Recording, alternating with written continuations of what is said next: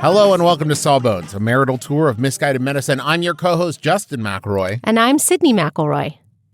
Gotcha. No, it's not. It's manners.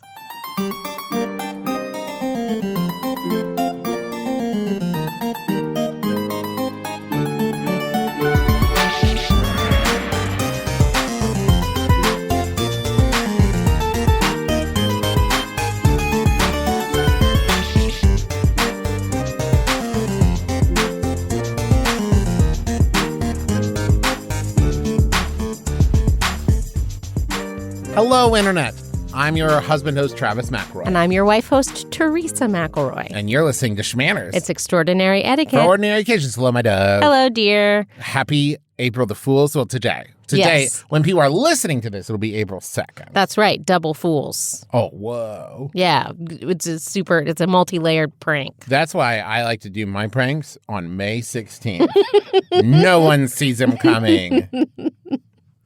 Can I tell you something? Until about 20 minutes ago, I forgot it was April Fool's Day. Oh, well, I think that we have a lot of things that we do during the day. So setting up a prank while you have young children is I would say, difficult.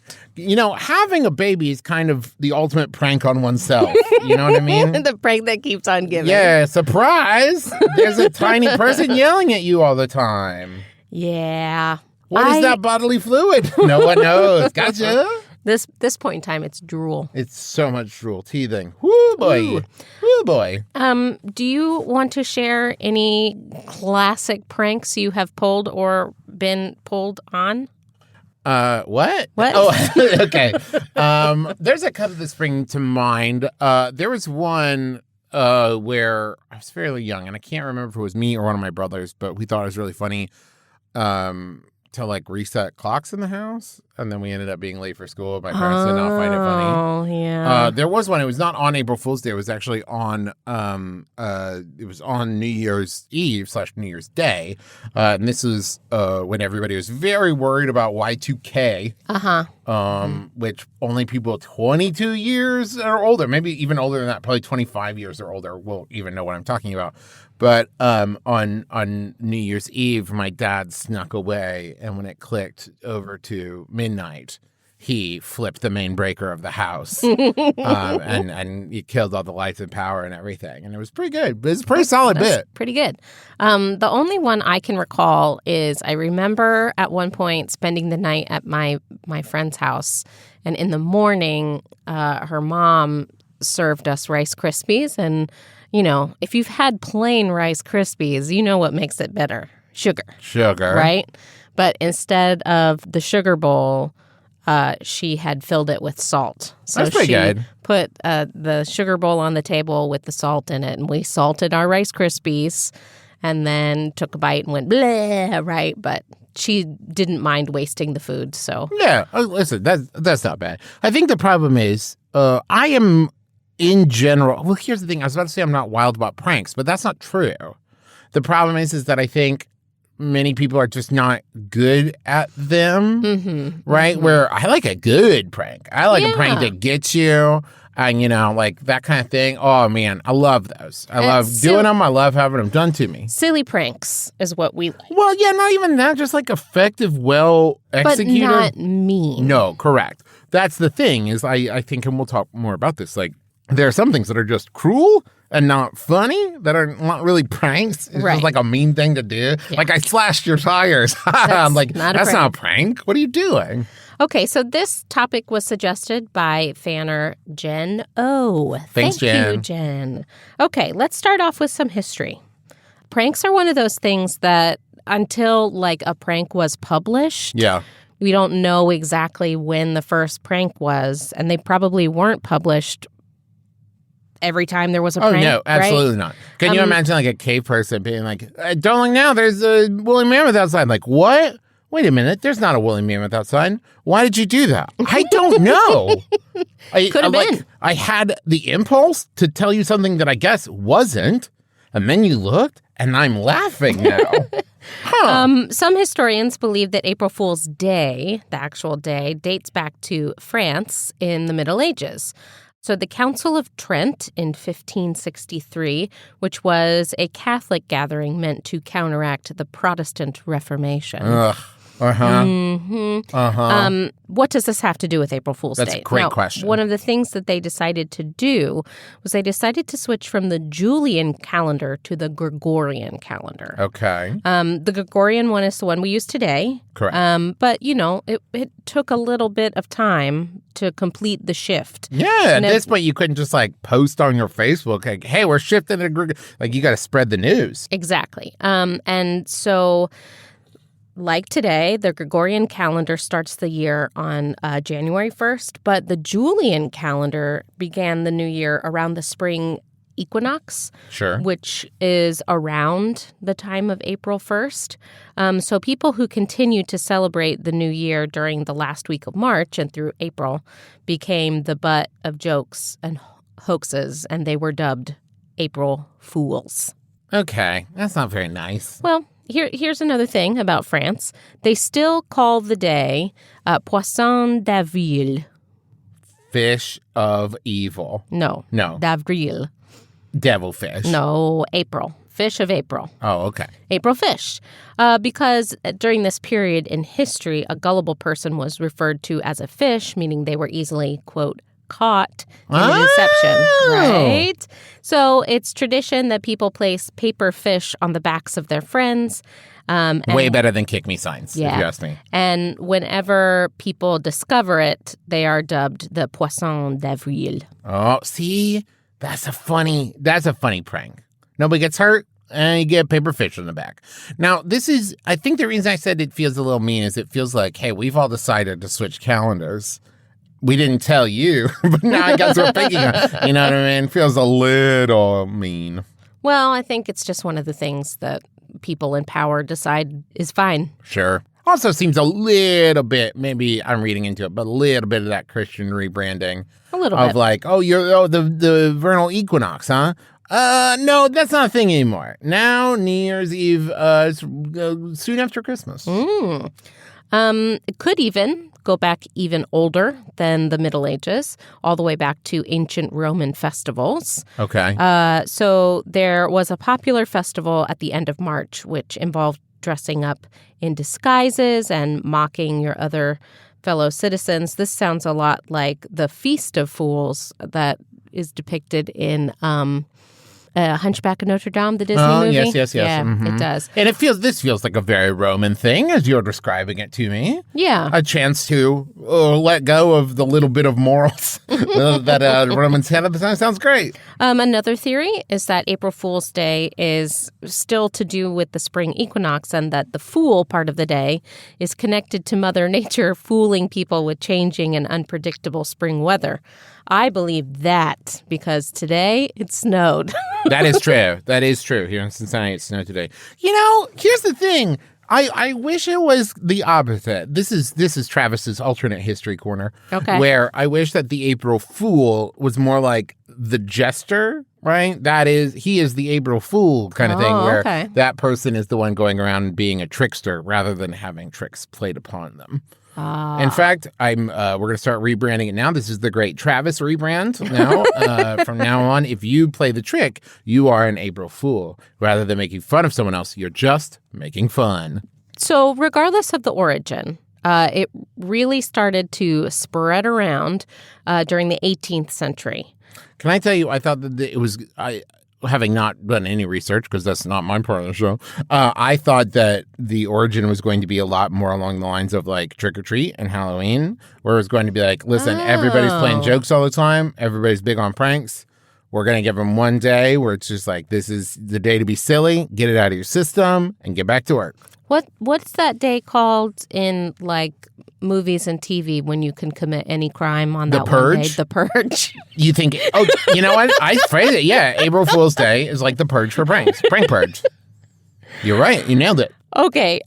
So in Scotland, the tradition became a 2-day event. The first day was hunting the gawk, And What? Well, the gawk is a cuckoo bird, and it's also Scottish slang for someone who is foolish. Okay. So on this day, people would send their friends or employees on phony errands as a joke. Oh, so this is like a snipe hunt or a wild goose chase. Yeah, or a fool's errand. A fool's errand, as they say in French.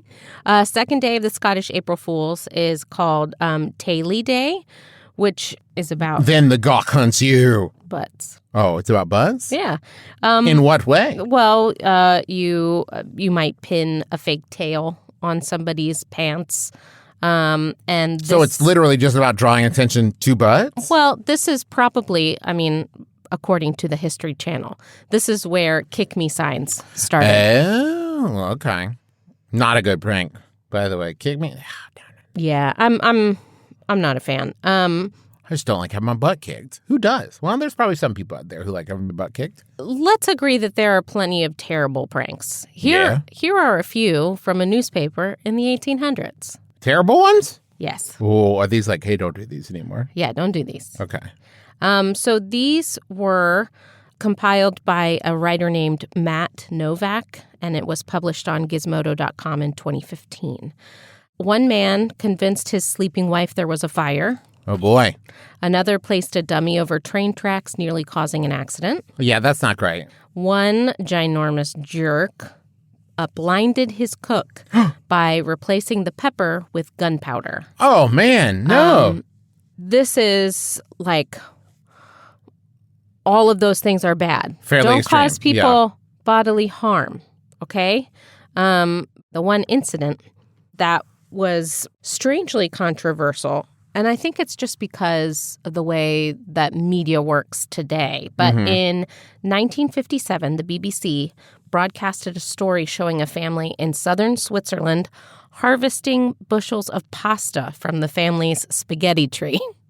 Okay. And I think if we saw this today, we'd be like, what is this news anchor doing? Like, This is a dumb story. It's not real, obviously. Wait, it was controversial because people bought it? Yeah. Oh, what? Come on. I think it's fairly comedic. But think about the time, right? In the 1950s, the TV had just really reached mainstream media households and stuff. So they also didn't actually have a lot of spaghetti at this point. It was right after World War II. Okay. They had just come out of rationing. So, like, people just didn't know where spaghetti came from. People didn't know, and there were several people called into the BBC for advice on obtaining and cultivating their own spaghetti trees. And when it was revealed that the trusted news source had lied to them, people were very upset. Okay, well, you're probably upset because you are a little embarrassed. Probably. This is okay. Listen, that's not a mean prank, though. Like that to me is like, if you get upset about this, then it's probably because you're embarrassed and you're like, don't like that you fell for it. Didn't hurt anybody, didn't cost anybody any money, and it wasn't like scientific misinformation that led to, say, a pandemic. Right? Sure. It was just like, for a little bit, there were some people who believed that spaghetti grew on trees. Well, let's swing it the other way. At this point, people advise that you not drop any, like, very important news on April Fool's Day. Oh, yeah. Because people might consider it false just because it came out on April 1st. Yeah, this is, so Griffin and Rachel had their baby. Gus is doing great, but there's a reason I bring this up. Originally, the date was supposed to be April 1st. It was the due date. And it was like, oh, no. But he came on Tuesday, so everything's fine. It's true. It's all true. In 1946, there were warnings that went out to Hawaii and Alaska about a tsunami. And many disregarded the warning as an April Fool's Day joke. And it was real? Yeah. Oh, boy. It was real, and it was fatal for a lot of people. Once again, that would be about where I'd go to break, but not on that note. Okay, here's one that we can break after. Okay. National Geographic, in 2016, issued a sincere apology for its treatment of animals. And they shocked Twitter when they announced it, saying, this media group says that it will no longer degrade animals by showing photos of them without clothes. And any readers who clicked on the link were sent an April Fool's Day message complete with a gallery of adorably dressed puppies and kittens. That's pretty great. Okay, that's pretty great. Okay, now a thank you note for our sponsors.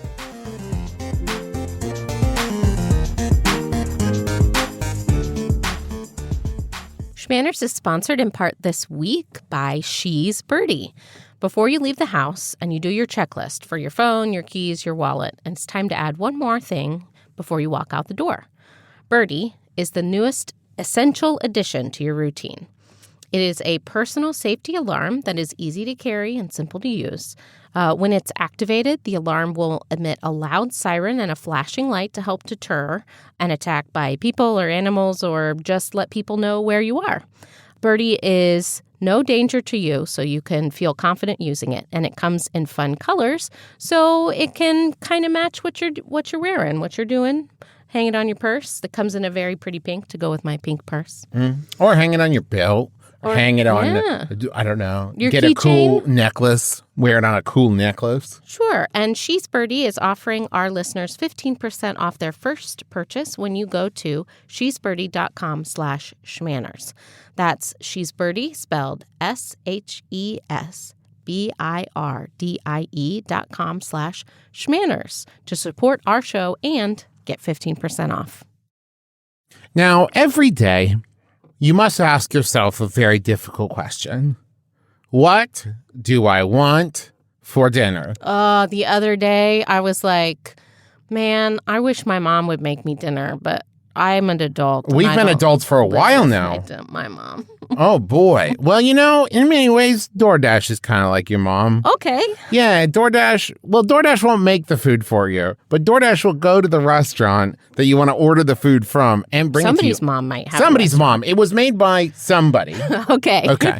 We can start there. But here's the thing. You already know about DoorDash for like dinner and lunch and breakfast and brunch and dinner and all those things. But what about like deodorant? Oh. What about like some candy? Yeah, they've got it all. You can find places, not just restaurants, but like some shops on there too, on DoorDash. And they'll connect you, get you the food you love, including now grocery essentials. You can get drinks, snacks, other household items delivered in about under an hour. Ordering is easy. You just open the DoorDash app, choose what you want from where you want it, and your items will be left safely outside your door with the contactless delivery drop-off setting. So for a limited time, our listeners can get 25% off and zero delivery fees in their first order of $15 or more when you download the DoorDash app and enter code SCHMANNERSPOD, all one word. That's 25% off, up to $10 value and zero delivery fees on your first order when you download the DoorDash app in the App Store and enter code SCHMANNERSPOD. Subject to change. Terms apply. Hey, it's John Moe. And look, these are challenging times for our mental and emotional health. I get it. That's why I'm so excited for my new podcast, Depression Mode. We're tackling depression, anxiety, trauma, stress, the kinds of things that are just super common but don't get talked about nearly enough. Conversations that are illuminating, honest, and sometimes pretty funny, with folks like Kelsey Dara, Open Mike Eagle, and Patton Oswalt. Humphrey Bogart was never in therapy. And then my dad said, yeah, but he smoked a carton of cigarettes a day. So he was in therapy. Plus psychiatrists, psychologists, and all kinds of folks. On Depression Mode, we're working together, learning, helping each other out. We're a team. Join our team. Depression Mode from Maximum Fun, wherever you get your podcasts. Teresa, can I tell you just right off the bat, two kinds of pranks I think that people should not do. Okay. The one is like the fake pregnancy or the fake divorce. I think we've talked about that before. Fake engagement, all that stuff. Not wild about that. The other one is any prank that involves like pulling off people's clothing. Yeah, that's the thing. Pantsing, sharking is a horrible thing. It's anything like that. That's bad. Do not do that for so many reasons. So there's lots of other pranks you can't do, but those two just kind of jumped out and stuck in my brain. Alex wanted to put a little spotlight on her mom, who is a... Alex wants us to prank her mom? No. Oh. She wants to show that her mother, Linda, is a pranking genius. Oh, boy. Okay. And I love all these pranks. These are great ideas. She expertly crafted ice cream and cake to look like eggs and toast. Okay. She the fake cake doesn't look like cake movement is very big right now. Very big. I think that's a great idea. Rigged the door to Alex's bedroom to completely avalanche her and the hallway in packing peanuts. Okay. Made a life-size dummy of herself reading the newspaper. So when Alex's brother and Alex would come to talk, they would just be talking to nobody. Pretty good. This is pretty good. In that same vein, here are some good tips for pranking. Go for confusion, not cruelty. I think that's a great idea. Well, that makes me think, if I may, we have a question here from Sam. Oh, great. Are weird pranks that just center around being weird, i.e. filling someone's room with Sharpie markers, funny/good? In my opinion, yes, for two reasons. I like weird, I like Sharpies. That's a lot of Sharpies. Yeah. Maybe something bigger. Balloons is a great choice. Balloons is great. It's somewhere between Sharpies and balloons, but like ball pit balls. Oh, Here's the thing, and I think we'll kind of come back to this a lot as we answer questions to talk about tips. It's much like any form of comedy. It's about knowing your audience. Right. Right? Like I have many friends, like my brothers, for example, right? I think a weird prank would land better on Justin than it would on Griffin. Right? When Griffin gets confused, it's not, it's funny to me, but it's not funny to him, right? And if you're aiming for something that is like, everybody's getting a laugh out of this, even if they are the butt of the joke, then I think it's about reading your audience. I agree. I think that along that same line, so you think about why you're pranking before you prank. Are you genuinely trying to make someone laugh? Or you don't like that person and maybe you hope that they'll suffer a little bit. That's not really a prank. Yeah. That's not a prank. Don't do that. Okay? Listen, if you want to exact your vengeance against your rivals, that's your business. But don't label it a prank. Don't besmirch the good name of prank. Mm-hmm. And similarly, don't target anyone that you don't know really well. Yeah, that was a question from Gustavo. Your brothers. Yeah. Is it ever acceptable to prank someone you don't even know? No, it is not. That's mean, is what that is. Here's what I will say. When we're talking about the BBC, though, right, doing the spaghetti thing, which I don't have a problem with, there's pranking people they don't know. But I it's think not targeted at one specific person they don't know. Yeah, I think that there is. Okay, here's what I'll say. I'm going to take a bold stance here. Okay. I think there is a form of this where it could be like an on-the-street thing where it's like a sign you have posted that is like confusing or like makes people do a double take or something like that. Like that I think you could like play a joke on a stranger that they might get surprised and just laugh it off, right? But I think that it is an expert level maneuver to do that and not to be attempted by the amateur. I agree. Like to the point where when we were workshopping the My Brother and Me TV show, when we were developing it, a couple times the studio said, like, what about a prank segment? And we're like, we should not do that. That is not something the McElroy brothers should do. Trust me. And along that, if something goes wrong or it doesn't land, it's important that you take responsibility for yourself and what you've done, okay? You did the thing, so you have to claim the thing. Like even if it's funny, be ready to help clean up, right? If you Post-it note somebody or if you like Christmas wrap all of their office supplies or whatever, be available to help clean up, okay? Right. Don't just like run away. We have some other questions here. Let's see. This one is from Elias. How do you let someone know that pranks aren't fun for you without them like taking that as an invitation to prank you more? I think that this is about a cultivated relationship. Yeah. Right? If you say that to someone on April 1st, pranks aren't funny to me. I don't like it. Don't do it to me. That's not the right time. Maybe as you get to know someone, like Travis knows, I don't like surprises. I don't want to be surprised with trips. I don't want to be surprised with parties. None of that stuff. Travis knows I don't like surprises. So pranks are probably, they're along there, really. Yeah. So it's about the relationship you've cultivated. It is also, I think, about the delivery. We've talked about this a lot, about like asking for what you want. And like, you know, for example, if someone tries to make you play sports and you don't want to play it and you do the like, oh, I don't know, right? Then that seems like you want. And so if you're like, oh, pranks, I don't know, right? Then that seems like an invitation. Where if you said like, hey, I want you to know April Fool's Day is coming up and, you know, we just started hanging out or whatever. I want you to know pranks make me really uncomfortable. And like doing them is, you know, however you want to phrase it. Yeah. That you can like clearly set the expectations instead of trying to couch it. But you don't have to be severe about it. You don't have to be like, hey, I know you love doing jokes. You do that on me, out the door, buddy. I think you can just say like, hey, please don't. It makes me really uncomfortable and that kind of thing. You know what agree. I mean? Let's see. This is from Honeybee. What do you find are the best pranks to make everyone involved laugh? Here are some great ideas for pranks. Hiding something ridiculous or silly in very specific places to be discovered later. Like little figurines or like a place where you wouldn't naturally find it, like a shoe in the refrigerator or whatever, right? Things like that. Also, a good one is freezing cereal and milk in the bowl the night before and serving it to someone who then can't get their spoon through.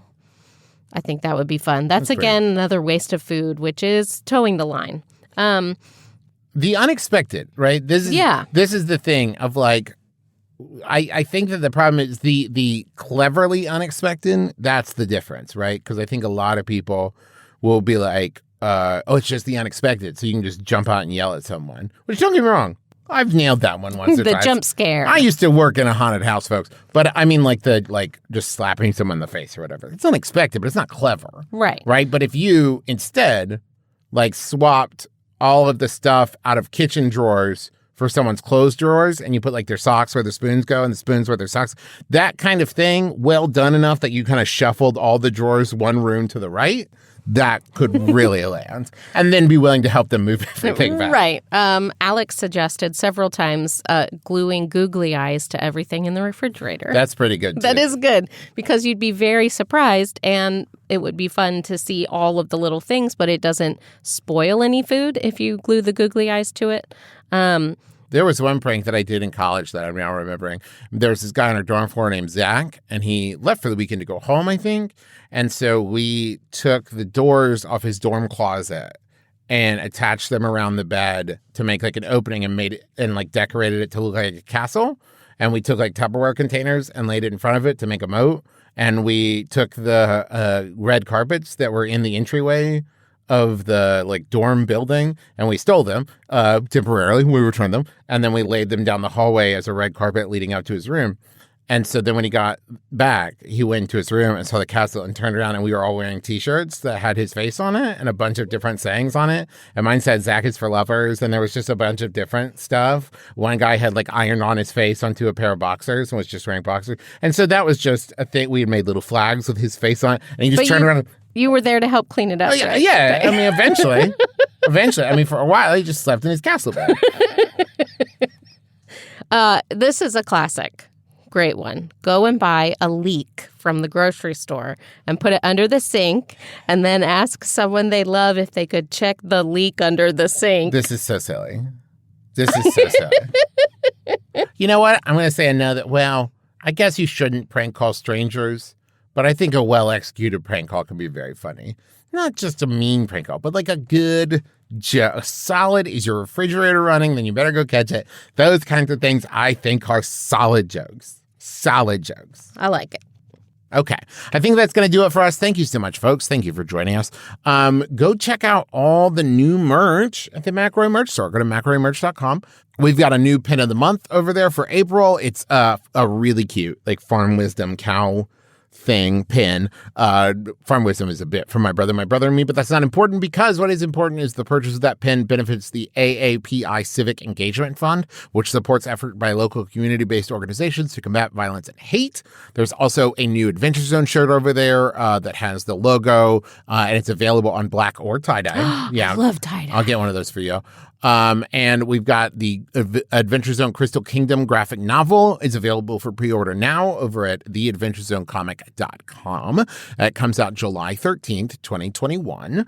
Let's see. Thank you, MaximumFun.org, our podcast home. And keep a lookout for Max Fun Drive info. That's right. Coming soon. Let's see. What else? Who else do we thank, Teresa? We always thank Brentalfloss Black for writing our theme music, which is available as a ringtone where those are found. Also, we thank Kayla M. Wassel for our Twitter thumbnail art. That's where we got all those excellent questions at SchmannersCast. And then we thank Bruja Betty Pinup Photography for the cover picture of our fan-run Facebook group, Schmanners Fanners. If you love to give and get excellent advice from other fans, go ahead and join that group today. We are continually taking topic suggestions. We are continually taking idioms to discuss. You can submit those at our email, which is schmannerscast@gmail.com. And don't forget to follow us on Twitter at SchmannersCast. Thank you to everybody who submitted questions for this episode. We'll have more of those questions and prompts for questions soon. So that's going to do it for us. Join us again next week. No RSVP required. You've been listening to Schmanners. Schmanners. Get it.